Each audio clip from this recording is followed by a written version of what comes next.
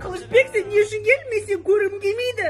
Ойбай, не болып қалды, жаным? Мен 1,5 ай болды, сен қайда жүрсің? Мен звондасам, сен вообще трубкаңды алмайсың ғой, сен қуарсың ба вообще? Карантинде үйде отырсын деді ғой, сол вирус жұқып кетпесін дегенім ғой.